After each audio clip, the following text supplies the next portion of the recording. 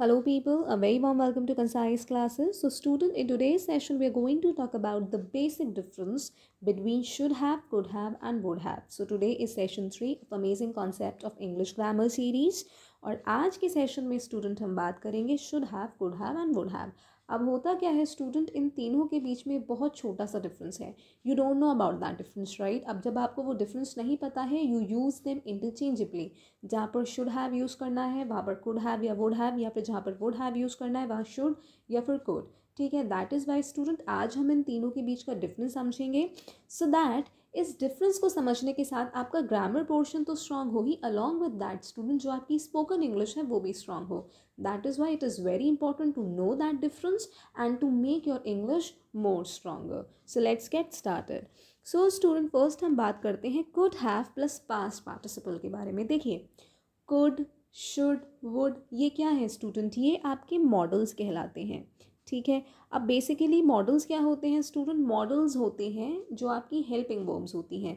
Models का use हम English grammar में मूड्स को डिफाइन करने के लिए करते हैं। ठीक है, तो कुड हो गया, शुड हो गया, वुड हो गया, ये सब आपकी मॉडल्स कहलाती हैं। ठीक है, तो जो हमारा आज का पहला स्ट्रक्चर है, जब आप कुड हैव के साथ पास्ट पार्टिसिपल का यूज़ करते हैं। देखिए, पास्ट पार्टिसिपल होता है वर्ब की थर्ड फॉर्म। मैंने आपको बताया है कि वर्ब की 5 फॉर्म्स होती हैं। यू हैव वर्ब की first form, second form, third form, fourth form and fifth form. Right student, verb की फर्स्ट फॉर्म को हम बेस फॉर्म भी कहते हैं, जैसे सपोज करिए रिंग।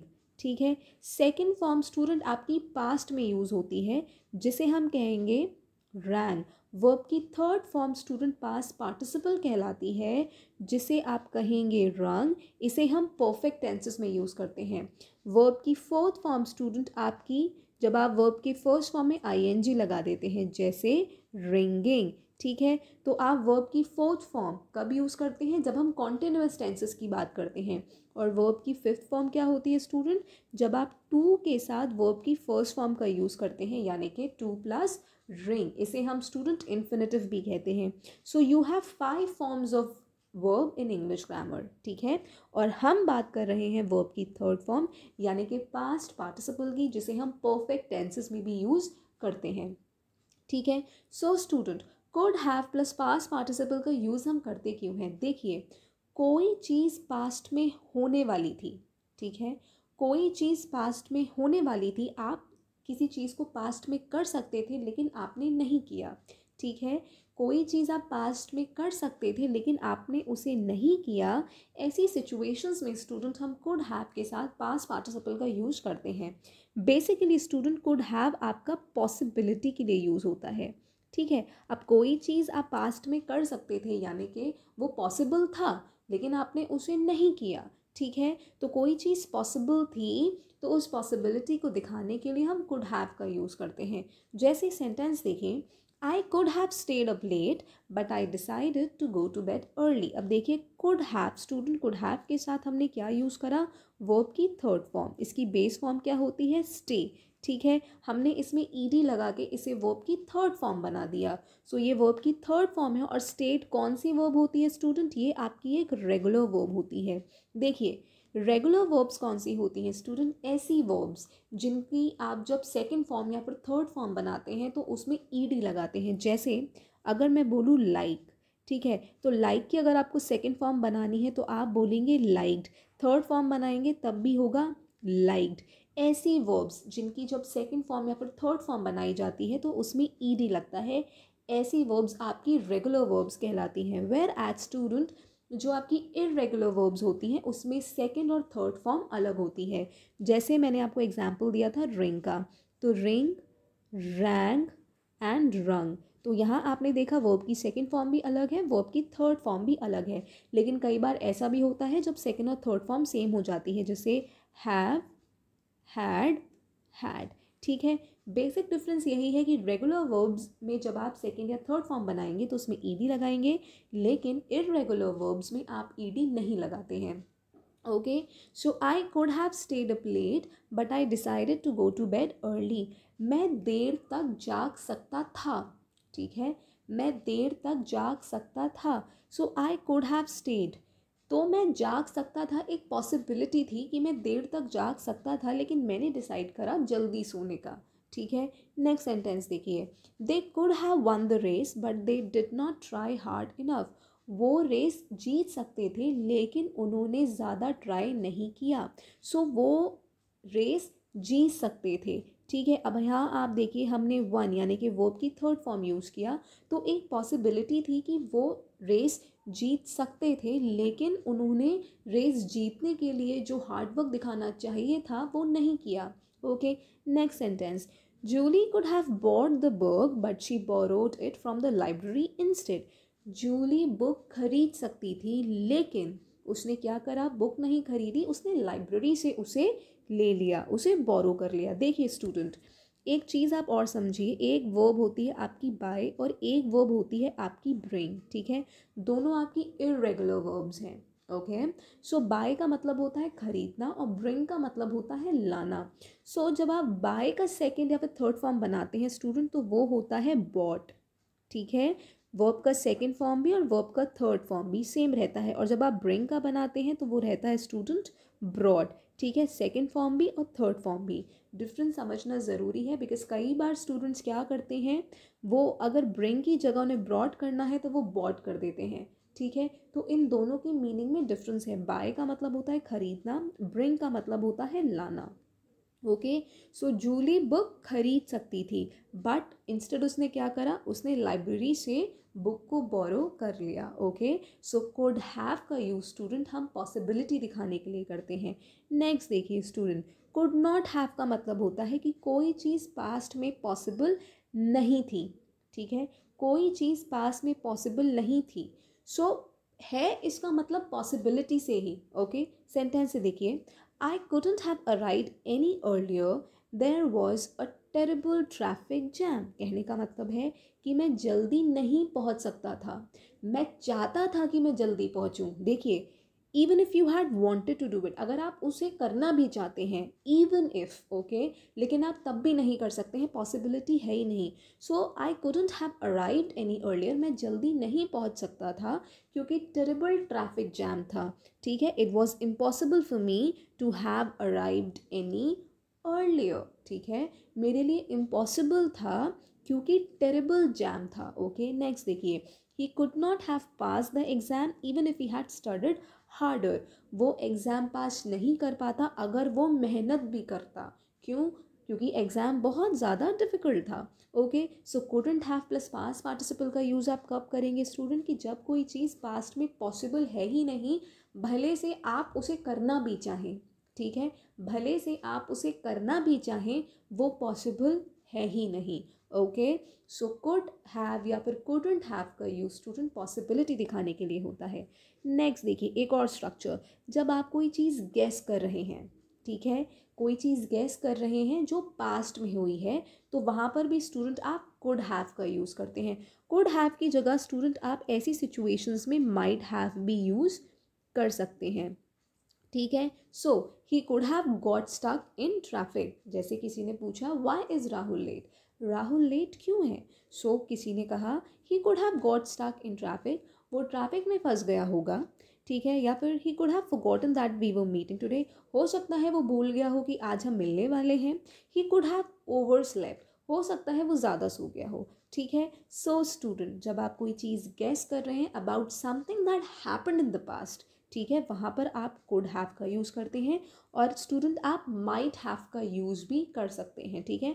माइट हैव का यूज़ भी स्टूडेंट पॉसिबिलिटी दिखाने के लिए ही होता है, ठीक है। माइट हैव का यूज़ भी पॉसिबिलिटी दिखाने के लिए ही होता है। तो अगर ऐसी सिचुएशंस में आप माइट नॉट हैव या फिर माइट हैव का भी यूज़ कर लें तो कोई दिक्कत नहीं होगी, because might have could have का यूज़ स्टूडेंट पॉसिबिलिटी दिखाने के लिए ही होता है। बट हमारा मेन फोकस है student could have, would have और शुड हैव के बारे में बात करना। सो आज आप इस पर फोकस करिए। कल जब मैं न्यू सेशन लाऊंगी where I will make you understand कि क्या डिफरेंस होता है मे, माइट और मस्ट में, तब हम इसके बारे में भी डिस्कस करेंगे। ओके, सो आज आपका फोकस है could have, would have and should have पे। सो आई होप स्टूडेंट आपको क्लैरिटी मिली होगी। नेक्स्ट देखिए, नेक्स्ट हम बात करते हैं should have plus past participle. देखिए, शुड हैव का बेसिक यूज़ होता है जब आप किसी को कोई एडवाइस देते हैं, ठीक है। जब आप किसी को कुछ एडवाइस करते हैं या फिर स्टूडेंट कोई बहुत अच्छा आइडिया है लेकिन आपने उसे किया नहीं, ठीक है। जैसे आई शुड हैव स्टडीड हार्डर, मैं मेहनत से पढ़ सकता था। I should have studied harder, देखिए सब कुछ है रिलेटेड पास्ट पार्टिसिपल से ही, ठीक है। तो जब पास्ट पार्टिसिपल आ रहा है तो हम जो भी सिचुएशंस की बात करेंगे वो पास्ट की ही होगी। So I should have studied harder, मैं ज़्यादा पढ़ सकता था, ठीक है। तो मैं ज़्यादा पढ़ सकता था, तो ये एक आइडिया है, ठीक है। सपोज करो आप एग्ज़ाम में फेल हो गए, फिर आप सोच रहे हैं कि मैं ज़्यादा पढ़ सकता था, I should have studied harder, लेकिन मैं पढ़ नहीं पाया ज़्यादा, दैट इज़ वाई स्टूडेंट मैं फेल हो गया, ओके। नेक्स्ट देखिए, I should have gone to bed early, मैं जल्दी सोने जा सकता था, ठीक है। कि कोई भी एक आइडिया है पास्ट में, एक अच्छा आइडिया है पास्ट में, लेकिन आपने उसे करा नहीं, ठीक है। कोई अच्छा आइडिया है पास्ट में लेकिन आपने उसे करा नहीं, okay. I shouldn't have eaten so much cake, मुझे इतना ज़्यादा केक नहीं खाना चाहिए था, लेकिन मैंने खा लिया, दैट इज़ वाई अब मुझे अच्छा नहीं लग रहा है या फिर मेरा पेट अपसेट फील कर रहा है। तो शुड हैव का यूज़ स्टूडेंट हम कहाँ यूज़ करते हैं, जब कोई चीज़ पास्ट में एक अच्छा आइडिया है लेकिन आपने उसे नहीं करा। अब देखिए होगा क्या, यहाँ पर कंफ्यूजन हो जाता है कुड और शुड से, ठीक है। कुड और शुड से क्या अंतर हो जाता है, सपोज मैं आपसे बोलूँ शुड हैव की जगह यहाँ मैं बोल दूँ आई कुड हैव स्टडीड हार्डर, मैं मेहनत से पढ़ सकता था, ठीक है। मैं मेहनत से पढ़ सकता था। I should have studied harder, मुझे मेहनत से पढ़ना चाहिए था। डिफरेंस समझ रहे हो। अगर मैं बोलूँ आई कुड हैव स्टडीड हार्डर, तो कहने का मतलब है मुझे मेहनत से पढ़ना चाहिए था, यानी कि मैं मेहनत से पढ़ सकता था लेकिन मैं मेहनत से नहीं पढ़ा इसलिए फेल हो गया। यानी कि मेरे पास सारे ही रिसोर्सेज थे, मेरे पास सब कुछ था, सारी बुक्स थी, एवरीथिंग जो भी मटेरियल रिक्वायर्ड था उस एग्ज़ाम को क्वालिफाई करने के लिए, I had everything, but even after that I failed the exam. So I could have studied harder, मैं मेहनत से पढ़ सकता था। अब अगर मैं बोलूँ आई शुड हैव स्टडीड हार्डर, मुझे मेहनत से पढ़ना चाहिए था, तो आप देख रहे हैं कि स्ट्रेंथ में अंतर आ गया। जो शुड है स्टूडेंट वो बहुत ज़्यादा स्ट्रॉन्ग हो गया कुड के कंपैरिजन में, ठीक है। कि मैं मेहनत से पढ़ सकता था और मुझे मेहनत से पढ़ना चाहिए ही चाहिए था, ओके। आई होप स्टूडेंट आपको क्लैरिटी मिल रही होगी। सो जो शुड है स्टूडेंट वो कुड के कंपैरिजन में ज़्यादा स्ट्रॉन्ग है, ठीक है। अब सपोज़ मैं आपसे बोलूँ यू कुड डू दिस, ठीक है। यू कुड डू दिस, अभी आप हैव का स्ट्रक्चर मत लीजिए, आप कुड और शुड के बीच का डिफरेंस समझिए। यू कुड डू दिस, तुम ये कर सकते हो, तुम ये कर सकते हो, ठीक है। सो ये तुम पर है, तुम करना चाहो या ना करना चाहो। सो यू कुड डू दिस। अब अगर मैं बोलूँ स्टूडेंट इसकी जगह should, you should do this, तुम्हें ये करना ही चाहिए, ठीक है। तो अगर मैं कह रही हूँ यू शुड डू दिस तो तुम्हें ये करना ही चाहिए, तो अब आप अंडर ऑब्लिगेशन हो, ठीक है। अब आपको कंपेल किया जा रहा है, आप पर you have a certain kind of stress on you, कि जहाँ पर आपको लग रहा है कि मुझे ये काम करना ही चाहिए। So you could do this में डिफरेंस हो गया with respect to you should do this. अगर मैं कहूँ यू कुड डू दिस तुम ये कर सकते हो, यू शुड डू दिस तुम्हें ये करना ही करना चाहिए, ठीक है। आई होप स्टूडेंट आपको क्लैरिटी मिल रही होगी। नेक्स्ट देखिए, to talk about something if everything is normal and okay we think has already happen, जैसे समझिए शुड और बाय नाउ, ठीक है। ये स्ट्रक्चर आप यूज़ कर लीजिए। His plane should have arrived by now, उसका प्लेन अब तक आ गया होगा। सो ऐसे स्ट्रक्चर स्टूडेंट जहाँ पर हम ये मानते हैं कि सब कुछ नॉर्मल चल रहा है, सब कुछ ओके चल रहा है, ठीक है, तो वहाँ पर भी स्टूडेंट हम should have plus past participle का यूज़ करते हैं। सो जैसे अगर मैं बोलूँ his plane should have arrived by now, उसका प्लेन अब तक आ गया होगा, ठीक है, उसका प्लेन अब तक आ गया होगा। सो यहाँ पर मैं ऐसा सोच रही हूँ कि सब कुछ अगर सही से हुआ है, इफ़ एवरीथिंग इज़ फाइन, तो प्लेन अब अराइव हो गया है, the plane has arrived, his plane should have arrived by now, ठीक है। तो ऐसी सिचुएशन स्टूडेंट जहाँ पर सब कुछ नॉर्मल है, ओके है, यानी कि वो ऑलरेडी हो चुका है, हम वो चीज़ थिंक कर रहे हैं that something has already happened if everything is normal और if everything is okay. Next देखिए, John should have finished work by now, John अब तक काम ख़त्म कर चुका होगा, जॉन अब तक काम ख़त्म कर चुका होगा। तो यहाँ पर स्टूडेंट बाय नाउ। सो ये स्ट्रक्चर आप दिमाग में रखिएगा कि जब भी आप बाय नाउ का यूज़ करेंगे स्टूडेंट सेंटेंस में, तो वहाँ पर आपका should have plus past participle ही आएगा। So his plane should have arrive by now, उसका प्लेन अब तक आ चुका होगा। John should have finish work by now, John अब तक काम ख़त्म कर चुका होगा। ठीक है, यानी कि अगर सब कुछ नॉर्मल चल रहा होगा तो जॉन ने अब तक काम ख़त्म कर लिया होगा। ठीक है, तो ये सेकंड स्ट्रक्चर भी स्टूडेंट दिमाग में रखिएगा। नेक्स्ट हम बात करते हैं स्टूडेंट वुड हैव। देखिए, शुड और कुड में थोड़ा कन्फ्यूजन हो जाता है, लेकिन जब बात वुड की आती है तो यहाँ पर स्टूडेंट आपको थोड़ा मतलब ईज हो जाती है। ठीक है, आपको यहाँ पर इतना कन्फ्यूजन नहीं होता है, क्योंकि वुड हैव का स्टूडेंट जो मेन फंक्शन होता है ये रिजल्ट को दर्शाता है। ठीक है, ये रिजल्ट को दर्शाता है। जैसे I would have gone to the party but I was really busy.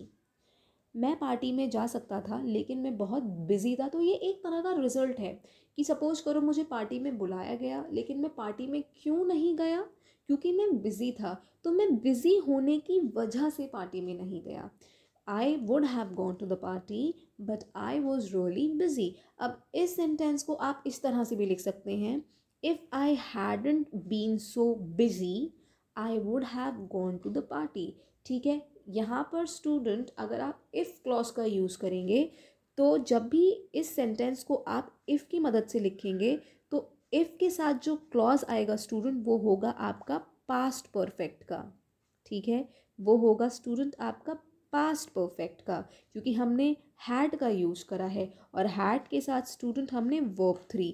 ठीक है, सो पास्ट परफेक्ट और उसके बाद स्टूडेंट आपका वुड हैव गॉन। ठीक है, ये स्ट्रक्चर आ जाएगा। So if I hadn't been so busy I would have gone to the party. इस स्ट्रक्चर को ध्यान में रखिएगा। ठीक है, ग्रामर में कुछ रूल्स ऐसे होते हैं जो आपको रिमेंबर करने ही पड़ते हैं। ओके, तो यहाँ पर ये इफ़ क्लॉज आया है, तो जब भी आप वुड हैव गॉन का यूज़ करेंगे इफ़ क्लॉज का यूज़ करके, तो जो इफ़ क्लॉज होगा वो आपका हमेशा पास्ट परफेक्ट में होगा।